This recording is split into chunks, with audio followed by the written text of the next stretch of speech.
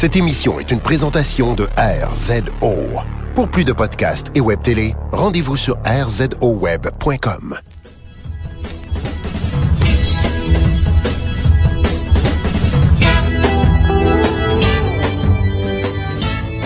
En direct de chez moi, dans le Myland, vous écoutez Trois Bières. Trois Bières est une émission où on parle des sujets que vous nous envoyez le temps d'une bière. Le fonctionnement est bien simple. Nous, pigeons, vous nous envoyez des sujets. Ils se retrouvent dans ce sac. Et nous les pigeons et on en parle durant différentes périodes de temps. C'est ça, Trois Bières. Pour discuter de vos sujets cette semaine, il y a moi-même, Yannick, Pierre-Luc et Gabriel. Wouh! Yes! Hey, c'est la première fois qu'on se réunit ensemble pour faire un épisode depuis le 100e. C'est fort agréable. Alors, je suis content de vous voir, les amis, même si on s'est tous vus hier aux soirées marrantes. Voilà. Oui, on a vu aussi les invités Trois Bières dans le temps, aux soirées marrantes aussi. Vous auriez dû être aux deux, à 100e Trois Bières et aux soirées marrantes. Ouais, deux événements à ne pas manquer. Absolument. Fait que c'est ça. Merci d'être venu au 100e, c'est super le fun. Et maintenant, mais trêve de... À moins qu'on veut dire quelque chose, c'était vraiment le fun. Merci d'être venu. Avez-vous des choses à dire face à ça? Ben, t'as bien dit ça, là, Oui. je pense. Excellent. Moi, je dirais merci d'être venu, c'est vraiment le fun, par contre. D'accord. Oui, c'est vrai, je suis d'accord. Vous remarquez qu'on est comme pressé en ce moment, c'est parce qu'on a des contretemps, alors on fait deux blitz, on fait un épisode blitz court afin d'en avoir afin d'être là cette semaine et la semaine prochaine, puis par la suite on reviendra avec la formule plus traditionnelle 3 bières, car nous sommes pressés par le temps. Nous sommes pas au bureau présentement, d'autres contretemps. Alors, nous buvons de la Pabst Blue Ribbon en canette cette On semaine. est au Maryland, il faut boire de la PBR. Écoute, Il y a la façon c'est que toi t'as boire de façon non ironique non plus, là, fait que... non, moi, ma consommation de Pabst Blue Ribbon est entièrement sincère. Ouais. Elle fait avec le quartier. Ça, elle est sincère dans son pouvoir économique et elle est sincère dans son appréciation. Bref, je commence maintenant, on fait un blitz. Ça va avoir l'air à manger, mais Stéphane Moureau nous dit la difficulté d'organiser son temps. Stéphane qui nous écrit souvent en courriel, troisbières@gmail.com. Avez-vous de la difficulté à organiser votre temps? Oui, aujourd'hui en particulier, je suis arrivé 1 heure en retard, j'ai mal planifié mes affaires. Moi, non, ça va. Je suis quand même super organisée. Fait que, non, ça va. Moi, je suis pas pire avec ça. Moi, je suis bon pour organiser mon temps, mais agir cette organisation du temps, cependant, est vraiment difficile pour moi. Je me perds dans des trous d'internet constamment. Des fois, le temps que je vais passer, je veux juste checker ça, je veux juste aller sur un forum 15 minutes, puis après je quitte le logis pour aller à la job ou des affaires comme ça. Fait t'en fais t'ouvres 2-3 threads, puis là il est rendu midi. Puis là t'es comme... Non, c'est plus comme un 15 minutes devient 35 minutes, puis il me semble que ça c'est gigantesque tout de même là, c'est vraiment énorme là. Ben moi quand j'étais plus jeune, puis que je jouais aux Sims quand j'avais plus jeune, Ouais. ça faisait ça, là, ça se voyait, puis là genre on se levait la tête, puis là t'es rendu noir dehors, puis t'es rendu 3h du matin. Puis t'es comme wow, j'ai passé trop de temps à cette histoire-là. C'est vrai. Tu vois, moi, avec ma sœur, on se chronométrait parce qu'on avait le droit de jouer chacune 1 heure ou des trucs comme ça. Puis là, tu sais, t'es comme, t'as triché. T'as parti, ça fait pas 1 heure que je joue déjà. Fait que c'est vrai que des fois, Internet, en général. Mais par contre, moi, l'application calendrier, ça devient mon bras droit officiel. Fait que quand je rentre à faire mal dessus, par un misclick, ben après je me fie à ça. Fait que faudrait que je le check plus souvent. Mais par contre, si j'avais pas l'application, là, j'aurais toujours perdu. Ça c'est sûr là. Mais moi, j'utilise encore un agenda, là, un old school agenda comme ils nous donnaient au secondaire. Là. Full on papier. Full on papier, ouais. Est-ce que c'est moi de tes amis d'écrire des mots dedans encore ou Non, ça, non, tu vois. Est-ce que tu écris avec plusieurs couleurs différentes Oui. de crayons dedans, oui? Oui, parce que je suis super visuelle. Fait que chaque événement mettons, toutes mes shows sont en bleu, tous mes contrats de drôle de même vont être en orange, toutes mes fêtes vont être, tu sais, fait que tout est, en fait, c'est comme iCal, mais old school. Je devrais faire ça moi aussi. Je vais le faire à partir de maintenant. Ben après l'émission. Mais à partir de maintenant.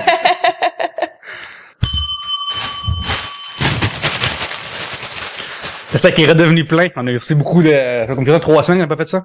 Oui, c'est Fait ça, que, on en l'a reçu gavé beaucoup. de sujets. C'est ma gomme. OK. Bon, je pense que j'ai oublié d'écrire le prénom. Êtes-vous plus introverti ou extraverti? De quelqu'un dont le prénom de famille est sans façon, mais j'ai oublié d'écrire le prénom. Ça va bien mes affaires aujourd'hui? Alors, introverti ou extraverti? Mais je pense que ça dépend t'es avec qui.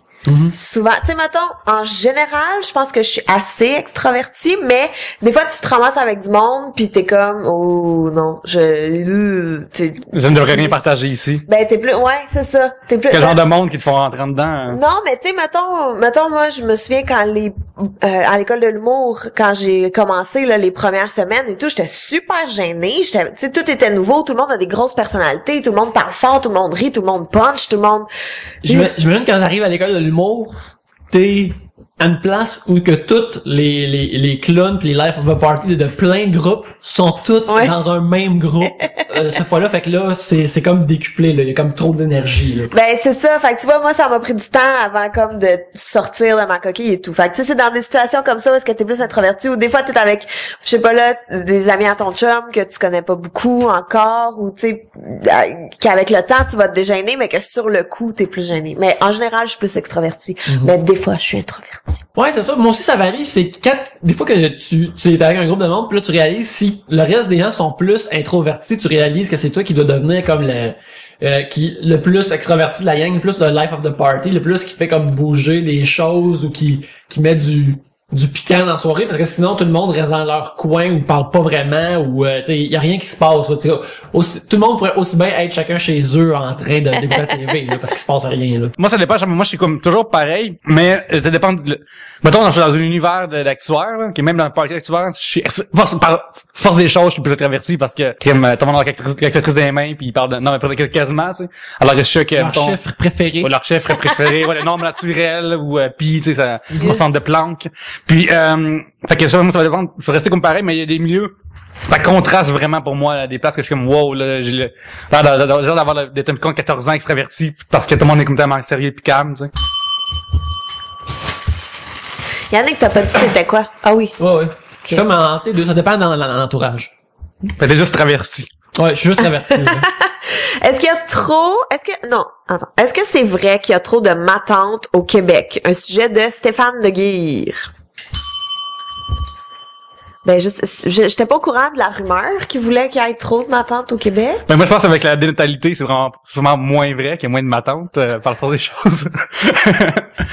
Mais, c'est ça, parce que, tu sais, je pense que je me sais plus ce qui Qu'est-ce qu'on veut dire par matante pour commencer? C'est madame Lisa Frula, là. Oui, c'est ça. Lisa Frula, dans C'est juste la télé, du monde qu'on trouve pas généralement cool, qui sont pas branchés, qui sont pas à la page. Ni ouvert d'esprit aussi en même temps. Ouais, c'est ça, qui est comme canté dans ses vieilles affaires, puis tu sais, il y a quasiment aucune façon de décrire ce stéréotype-là de façon genre charitable, là. C'est quasiment tout un genre de... Mais c'est des bonnes femmes, c'est ça, là. C'est vraiment, tu sais, Lisette puis moi, on est allés danser, puis on va voir les Dion, puis on la trouve bonne. C'est ça? Exactement, ouais, c'est exactement. Puis on écoute nos téléromans. C'est ça, puis il y a aucune façon...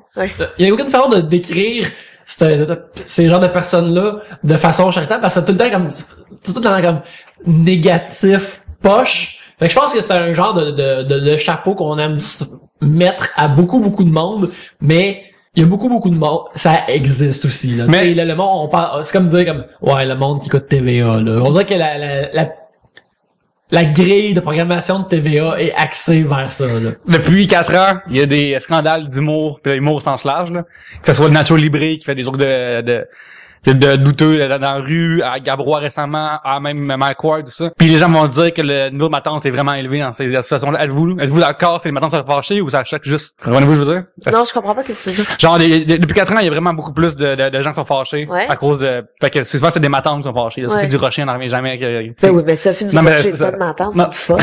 Ouais. Non, mais je veux dire, trouvez-vous que, qu'est-ce que je suis allé trop loin? Non. C'est juste elle qui va être choquée. Mais si elle en parle, c'est pour notre bien, fait que. Ouais. Mais, ok, mais, est-ce que le niveau de ma tante est trop élevé actuellement? Dans ce niveau-là, dans ce sens-là? Est-ce que tout le monde est choqué pour rien, là? Moi, je pense, excuse-moi. Ben, je pense que ça se peut, mais je crois aussi qu'il y a beaucoup de monde qui reçoivent leur information par un blurb qu'ils voient sur Facebook, puis qui se choquent, puis qui en parlent, ou qui ont un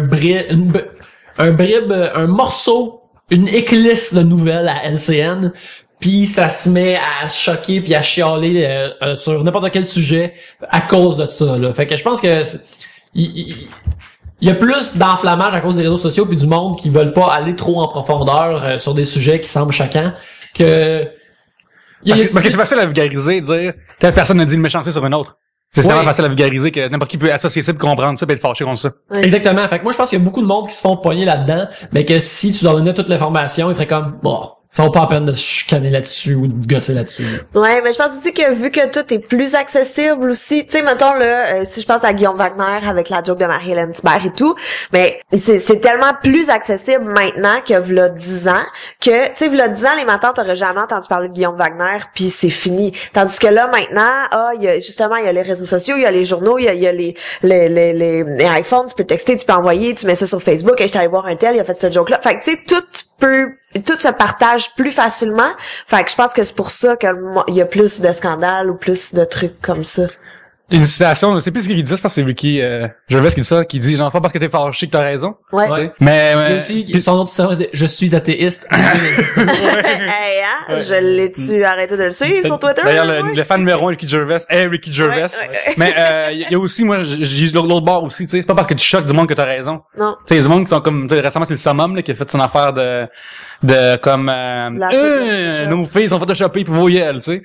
Ben, tu sais, là, t'avais même pas plus de ma tante qui réagissait. Ouais, mais non, ça, je pense que c'est pas le même combat, nécessairement, par exemple, parce que, ça, mettons la joke, ben, c'est vraiment mon point de vue, là, peut-être que je me trompe, mettons la joke de, mettons Mike Ward qui fait des jokes sur Cédrica, ou mettons Guillaume Wagner qui fait des jokes de elle est tellement laide, ou, qui sur une vedette, Gabrois qui bâche tout ce qui bouge, ou peu importe, c'est plus général, c'est plus grand public, c'est plus, je comprends que les matantes soient fâchées. Moi, le truc de summum, ça m'a fâché. Je pense que ça, c'est plus un truc de sexe versus qu'un truc de matante ou de philosophie. Mais c'est ce que je voyais, que il y a beaucoup de monde qui disait, ben là, moi, je trouve ça cave, tu sais.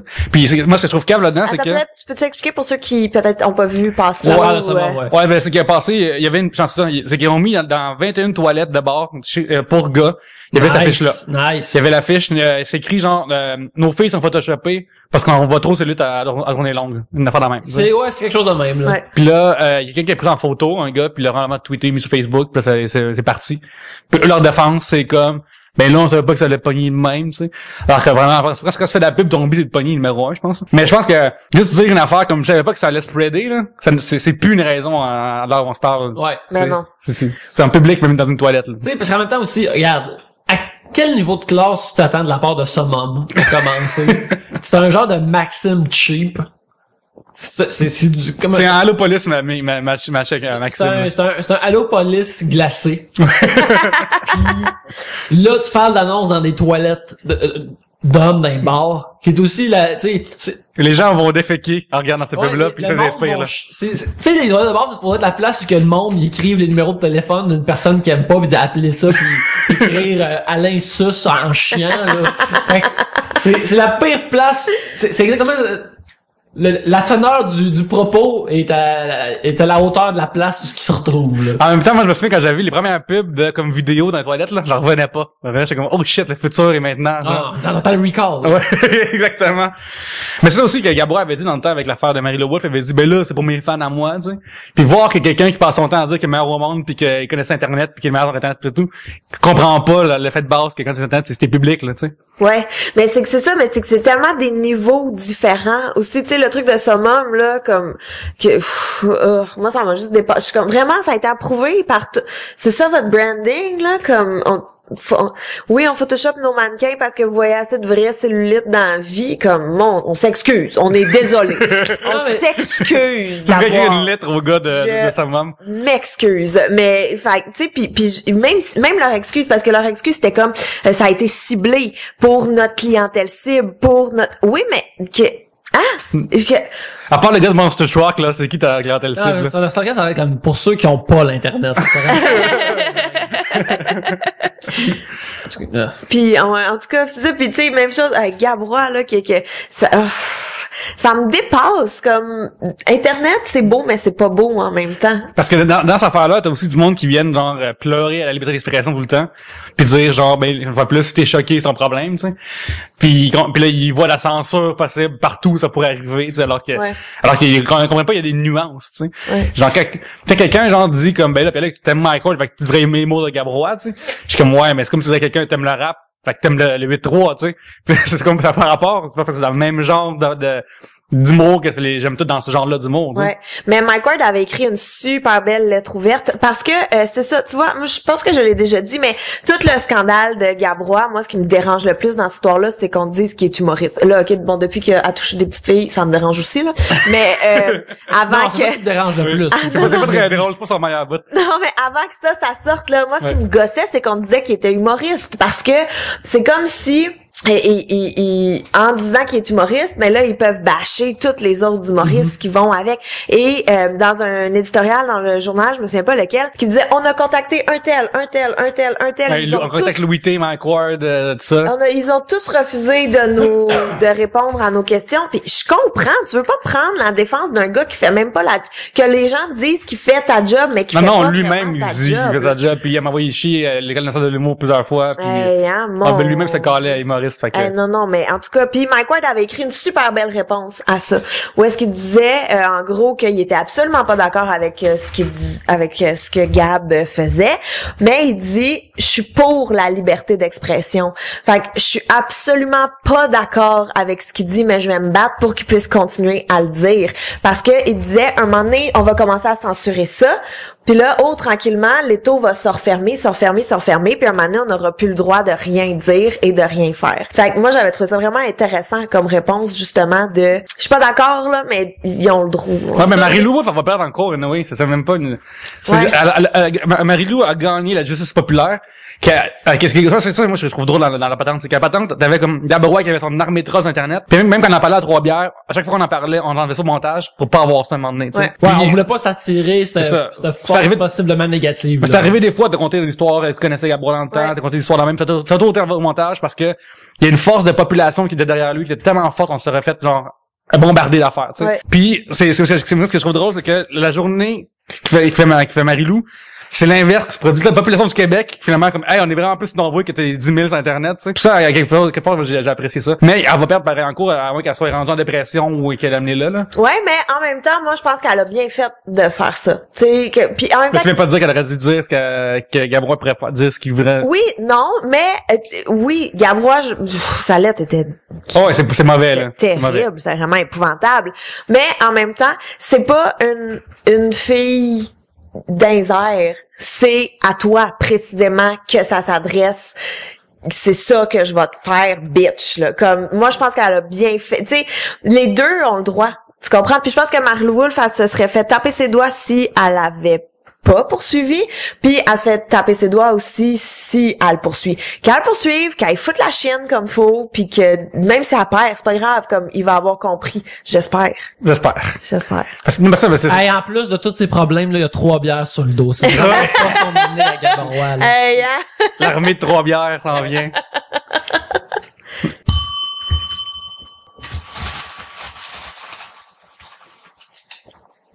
William @Will _Barbeau nous demande les fans trop passionnés, genre ceux qui apprennent le Klingon ou qui se déguisent ou les fanboys. Ah, y a pas de ceux qui mettent le ki en feu non plus. Non. C'est quoi des fanboys? Je sais pas c'est quoi. Tu sais, du monde sont trop fans de quelque chose, là, c'est genre juste fanboy, c'est comme un terme semi positif pour nerd maintenant que nerd est entièrement positif à cette heure. Là. Non, ben c'est pas positif du tout, je pense. Fanboy, c'est quelqu'un qui va défendre une compagnie, mettons les fous de Mac, là. Oui, ça plus, d'accord. C'est quelqu'un qui est vraiment comme trop converti à une affaire en particulier, là. Ça, les Mac, genre. Ouais, les Mac, ouais, les cultistes du Mac, là, quasiment, qui font des, parce qu'ils tuent des vierges d'iPod de l'époque classique, là. Ben, tu sais, comme tous les systèmes de jeux vidéo ont leur affaire aussi à cette heure, puis. Moi, ça m'impressionne que des gens, moi, c'est plus jeune, quand t'es comme, mettons, genre, entre 14 puis 25, ok, t'as comme le besoin d'appartenance, tu sais, ça va sur ta vie. Fait que si chez vous, même quand j'étais primaire, c'était genre, Super Nintendo contre Genesis, tu sais, c'est ça, puis il faut ton appartenance. Fait que si chez vous t'as un PlayStation 4, ben tu vas te contre les Xbox One par principe, tu sais. Mais quand t'es comme en haut de 25, là, même en haut de 20, là, qu'est-ce que tu fais là? C'est vraiment à défendre des corporations multimillionnaires. Il y avait pas besoin de toi, là. T'es pas... Ouais, c'est ça, c'est pas des personnes. Oui. C'est vraiment, c'est des affaires gigantesques, puis Tu défends une machine, là, au bout de la ligne, là, tu sais. Mais une vraie machine, pas genre la machine, la corporation, mais genre une machine que tu mets dedans les disques numériques, là, tu sais. ben, c'est ça, c'est les deux. Exactement. Tu sais, c'est, prends le bord de, même si c'est une grosse compagnie, même si, prends le bord de peut-être la personne qui, la compagnie qui fait le jeu, peut-être, parce que l'autre qui crée l'affaire, de prendre le bord d'un Développeur. ouais, c'est ça, tu sais, et ça, c'est une affaire que, dans les affaires de nerd qui est intéressant récemment, c'est que, le Edgar Wright, le réalisateur de Shaun of the Dead, Hot Fuzz, Scott Pilgrim, World's End, il était supposé faire un film pour Marvel qui Ant-Man avec le beau Paul Rudd. Puis la semaine passée, ça faisait 8 ans qu'il était sur le projet. Puis la semaine passée, il s'est retiré du projet. Il allait pas le faire. Puis là, soudainement, t'avais du monde qui était pro Marvel Studios, qui était pro une compagnie qui est la propriété de Disney, qui a des milliards de dollars, et puis qui était comme ce même monde-là qui était comme alright, le gars qui a fait Scott Pilgrim va faire un film de Ant-Man, ça va être vraiment écœurant. J'ai vu le petit truc qu'il a fait online sur internet qui est vraiment cool. Soudainement, il était sur le bord de la compagnie, il était pas sur le bord du Ouais, mais t'es un fanboy de Edgar Wright, parce que ça compte pas ce que tu dis. Ouais, tu vois, je suis un fanboy d'une personne, pas d'une corporation. Cette table est restée exactement pareil, mais t'as tourné la table. Tu sais, on parle de comme nerd puis genre geek, tout ça, des gens qui généralement, dans leur enfance, ont comme moins d'amis que les autres, tout ça, tu sais. Il y a pas genre de fanboy de marque de micro-ondes puis de marque de four puis de marque de frigidaire. Je pense que mon affaire de sentiment d'appartenance est clé là-dedans. Je pense que c'est 95% de l'affaire. Puis le 5% c'est j'aime cette affaire-là. Puis là, ça s'en va dans un sentiment d'appartenance que oui, j'aime de l'affaire. Justement, c'est pas pour aller pour un exemple facile, mais récemment Apple a acheté Beats by Dre. Puis là, j'ai juste vu ça sur mon Twitter, puis il y a quelqu'un qui a une photo d'une main avec les écouteurs Beats by Dre avec un iPhone dans les mains. Puis le hashtag c'était écrit Apple Pride. Là, je fais là j'ai cliqué dessus un instant juste pour lire cliquer à Apple Pride.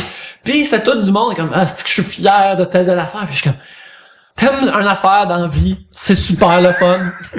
Je voudrais jamais enlever ça à personne d'aimer quelque chose dans la vie. Tu sais, tu pouvais genre au moins juste comme être, mettons, tu sais, il existe le Fight Club, tu sais. Le Fight Club, première règle, c'est t'en parles à personne. T'as le CrossFit, ta première règle, t'en parles à tout le monde, tu sais. Mais ça au moins c'est une activité, tu sais, tu te rends encore mieux puis tu fais des exercices. Là, t'aimes une machine, t'aimes un produit, t'aimes genre quelque chose.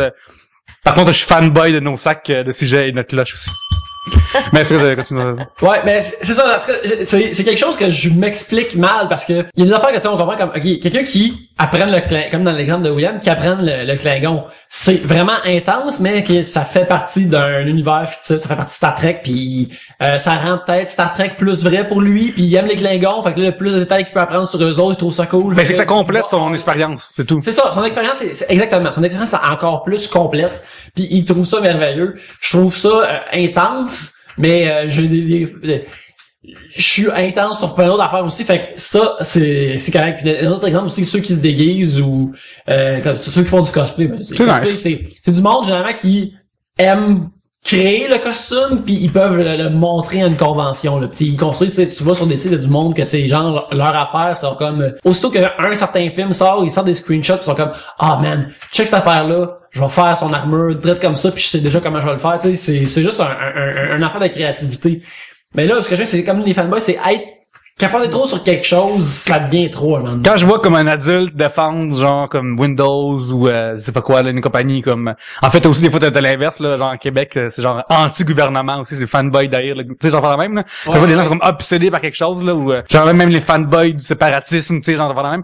Je suis comme il me semble que ta carence d'envie de trouver des amis là, ils vont te supporter puis ils vont dire qu'ils t'aiment. De trouver une cause là. Ben justement, je pense que tu l'as eu dans le mail avec le sentiment d'appartenance, on peut arrêter d'arrêter, c'est quand que t'as trop de ton sentiment d'appartenance, ça fait trop partie de ton identité comme quand tu mets ça là-dedans, pis trop de même. Dans le fond, c'est juste, on capote tout trop sur certaines affaires qui sont juste supposées être des hobbies dans le fond, que t'es supposé être modéré avec, des affaires qu'on aime trop, là. On se calme toutes! On se calme toutes! On se calme tout, on vous donne une semaine pour vous calmer. Tout le monde doit avoir juste 3 affaires de chaque affaire qu'il aime. On fait toute une purge tout le monde. Juste 3 livres du même auteur. Juste 3 films du même réalisateur. On se calme.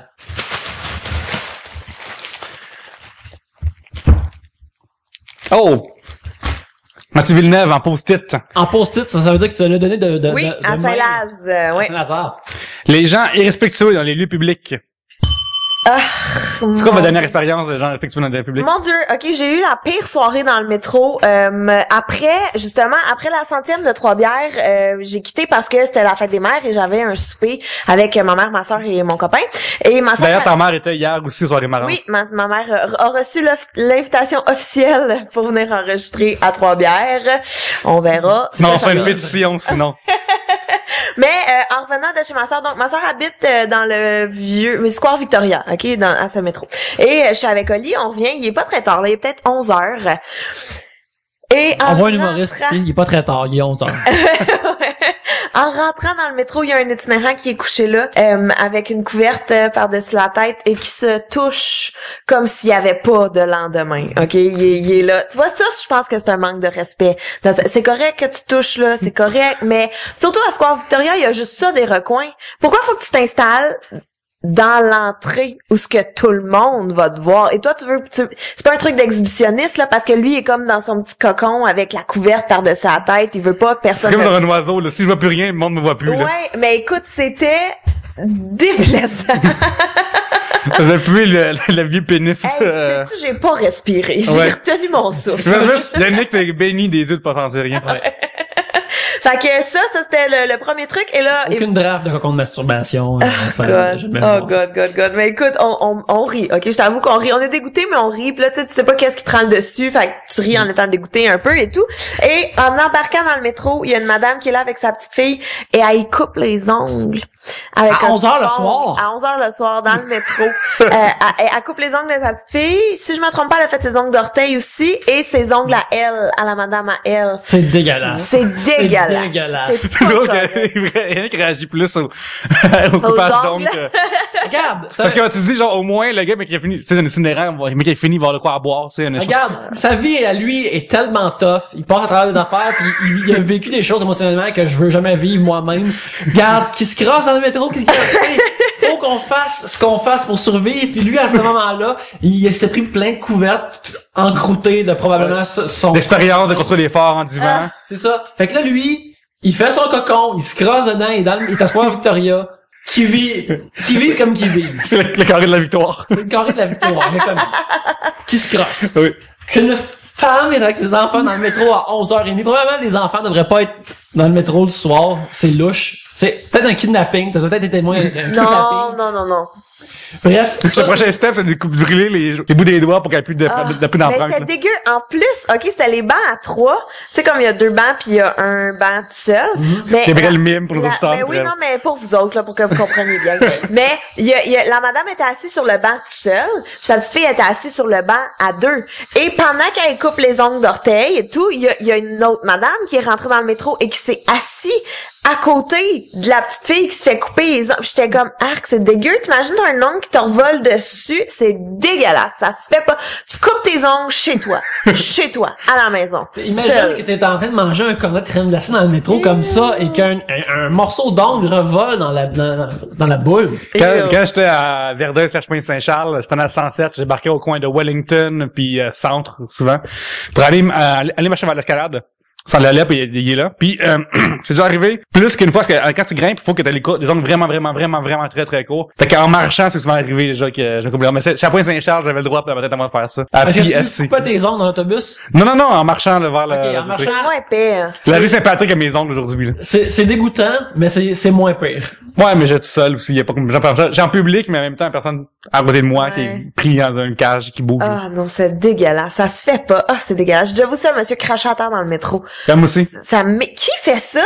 Pourquoi tu craches chez vous dans ton salon? Fais pas ça dans le métro, c'est dégueulasse. Pour tout le monde, c'est en commun. Moi, dans le temps, genre, j'avais vu, chacun de mes amis, j'avais vu un gars qui crachait à terre dans le métro. Puis quelqu'un d'autre, j'allais lui dire, pour un monsieur, vous arrêtez de cracher dans le métro, s'il vous plaît. Le gars, il fait, ouais, tu penses que tu peux me honner, genre, il commence à cracher partout dans le métro. Puis après, il est quitté, puis il a fait, ouais, mais là, finalement, on n'a pas gagné la cause. Le cracheur a gagné. Ouais. Ew. Sombre monde dans lequel on vit. Ouais. Toi, Yannick, qu'est-ce que tu as vu de respectueux récemment dans les publics? Dans les lieux publics, je te dirais l'affaire plus que j'ai vu plus récemment, ben c'est juste comme des kids qui gardent leur pack-sac gigantesque sur leurs épaules dans le transport en commun, ce qui est fort désagréable. Sinon, évidemment, j'en ai pas là. Mais ouais, du monde qui crache à terre, ça m'est déjà arrivé. Je me rappelle, j'attendais le bus quelque part à côté de la station du parc pour prendre la 80. Puis ça prenait vraiment du temps, puis il y avait une fille qui parlait au téléphone, puis elle arrêtait pas de cracher, là. On aurait disait qu'elle était comme, j'avale plus ma salive, je la crache à terre. Puis aux 45 secondes, elle parle, puis à la conversation la plus banale au monde, que tu l'haïs juste à entendre sa moitié de conversation. Puis comme virgule dans cette conversation, elle crache à terre. Ah, ça m'écoeure tellement. Bon, on va terminer cet épisode Blitz pour cette semaine afin de commencer ça de la semaine prochaine. Alors, merci beaucoup de nous avoir écoutés. Chers amis, on peut vous voir où sur Internet cette semaine? Sur Twitter commercial Pierre-Luc. Sur Twitter, @moi puis ma face, sur Google moi. Puis il y a des dates de show sur mon site internet gabrielcaron.com. D'un coup que t'aurais le goût de venir me voir en vrai. Caron avec un C, pas un KH. Oui, merci Yannick. Vous pouvez me retrouver @Yannick Belzile sur Twitter. Et c'est ça, c'est pas mal ça. Regardez mes dessins sur Instagram à Instagram/Yannick Belzile. C'est pas mal de fun. Merci beaucoup de nous avoir écoutés. Et sur ce, à la prochaine bière.